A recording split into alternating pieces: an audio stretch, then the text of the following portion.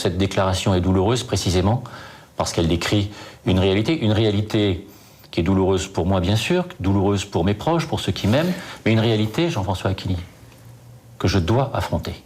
Aujourd'hui, en conscience, j'estime que la gravité de cette faute ne me permet pas de rester parlementaire et j'ai donc décidé de démissionner de ce mandat. La vie politique n'a de sens que lorsque l'on est élu. Ne l'étant plus, je n'ai de fait plus de vie politique. J'ignore de quelle façon aujourd'hui je peux tenter de compenser le mal que j'ai pu faire. Vous reviendriez un jour à la vie politique? Vous y pensez déjà ou c'est trop tôt? Cela me paraît infiniment peu probable, Jean-François Aquili. J'ai demandé pardon. C'est à ceux à qui j'ai demandé pardon de décider, en conscience ou pas, s'ils me l'accordent. Et là encore, je n'ai pas de jugement à porter sur ce que sera leur décision. J'ai commis une folle bêtise, une folle erreur il y a près de 20 ans. Ne me demandez pas pourquoi on commet une folle bêtise. J'avais une part d'ombre, et cette part d'ombre est aujourd'hui en pleine lumière. Qui n'a pas une part d'ombre? On est dans l'irrationnel quand on refuse sa part d'ombre, quand on nie une vérité au point de l'occulter, c'est-à-dire de l'oublier. On se ment à soi-même avant de mentir aux autres.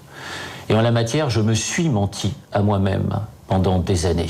Je n'ai pas eu la force d'âme, c'est-à-dire la lucidité, de refuser. Croyez bien, Jean-François Aquili, que j'en paie le prix fort. Cette ambition, je n'aurais pas dû l'avoir sans avoir supprimé cette part d'ombre. Ma faute, la faute très lourde que j'ai commise, elle est là.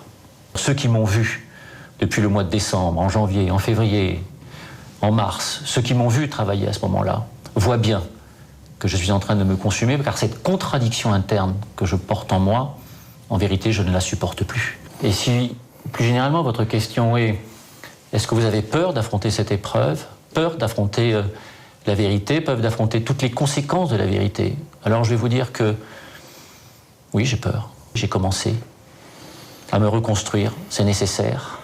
Et peut-être plus important encore, à mériter l'affection et l'amour de mes amis et de ceux qui ont pour moi encore ce sentiment-là. Le vrai responsable de cette situation, c'est moi et personne d'autre.